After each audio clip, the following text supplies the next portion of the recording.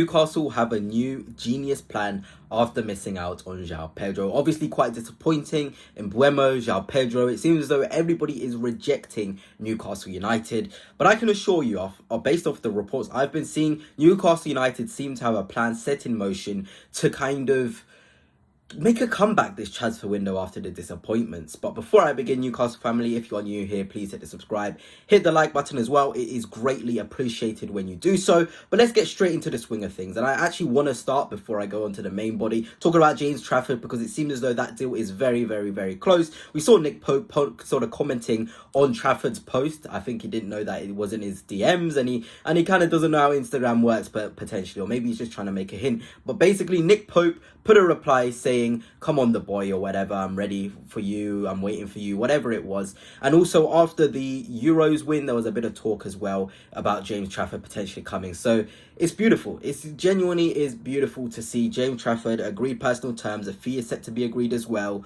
It's good news for Newcastle United. Some bit of good news. But let's get on to the main stuff, and it's about Chavi Simons. Newcastle are preparing an offer of around 60 million for RB Leipzig midfielder Chavi Simons, according to Give Me Sport. And Give Me Sport are a top journalist in the Netherlands. And I would take this with a pinch of salt, but the fact is coming directly from the Netherlands, where Chavi Simons is from. Obviously, he has links there, he has sources there, he has people that he will be talking to in there from Netherlands. There may be a bit of truth to it. The 22-year-old wants to move to a club with Champions League football and would be open to a Premier League switch this summer. Leipzig are ready to cooperate for the right price. And if you didn't know, Leipzig actually have financial issues. My club, Arsenal, are trying to negotiate for Sesko, and we're trying to get the cheapest deal possible because we know they've got financial issues. We don't want to overspend for someone like Sesko, who's good, but he's not quite the sort of level for 80 million. So we're trying to haggle it down. And Leipzig need the money. So at one point, they're going to have to compromise. And I genuinely think they will, due to their financial issues.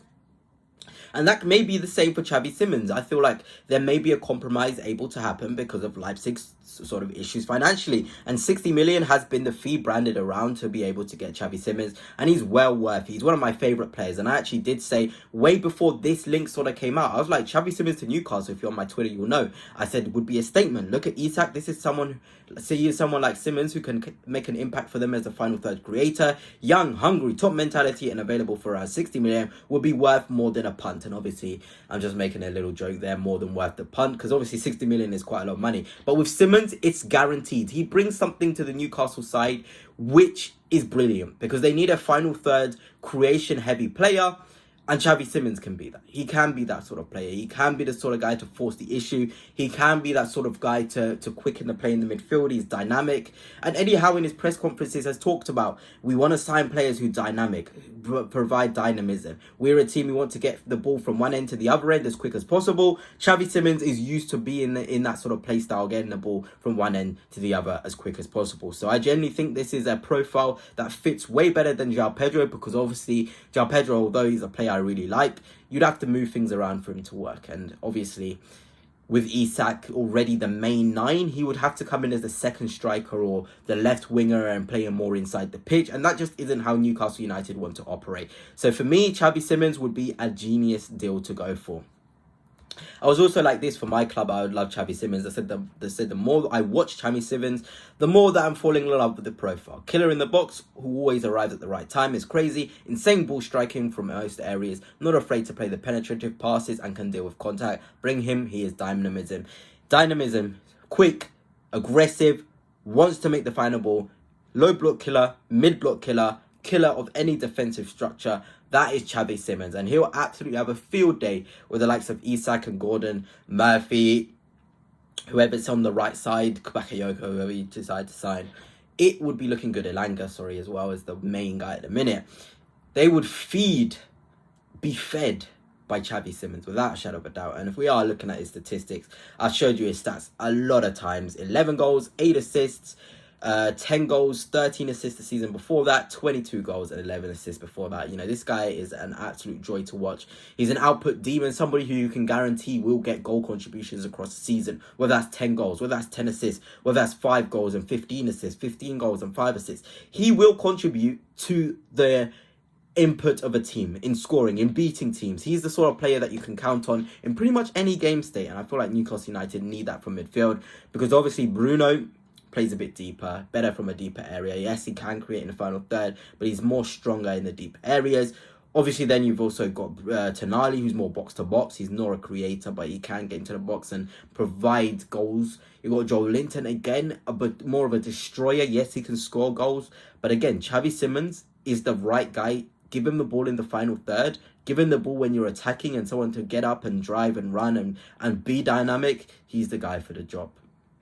And of course, I know I had this video sort of ready before we got the Here We Go and the David Ornstein exclusive.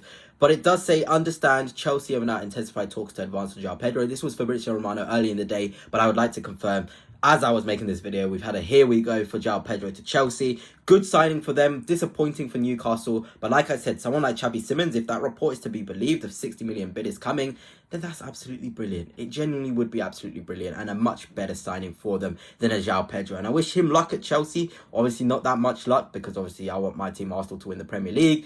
But then again, you know, that's football, guys. That's football. The market moves so quickly. Chelsea are greedy, and Newcastle United are in a position where they will deal with it. They've got their other options there. And one of those other options is Kudus, who obviously Chelsea aren't going to sign now. This was a report made a bit earlier, but Mohammed Kudus has featured during internal discussions at Newcastle. He's a candidate, and of course, Chelsea. Chelsea are always interested in everyone. But Mohammed Kudus is a player I genuinely really like.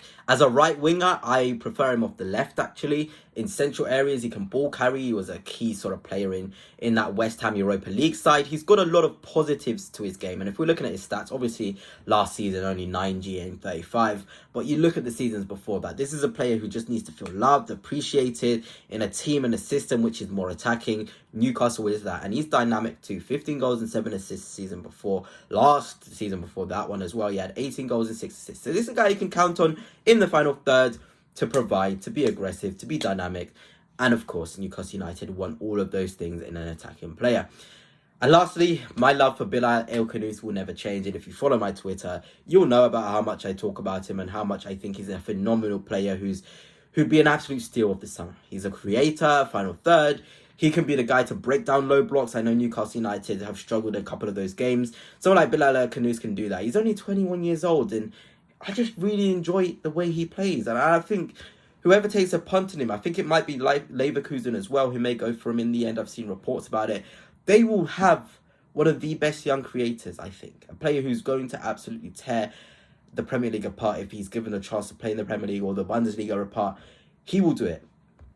Never been more sure of a player absolutely making a name for himself at a better team than Leicester City. And I think Newcastle will be missing a trick if they didn't go for him. I've been like, he's the one. People have been telling me, no. But trust me, this guy has all the fundamentals to really genuinely make it as a footballer in an attacking team, in a team that wants to break down teams. He's the guy. But anyway, Newcastle United fans, that's it for now. Hope you've enjoyed, and until next time, peace.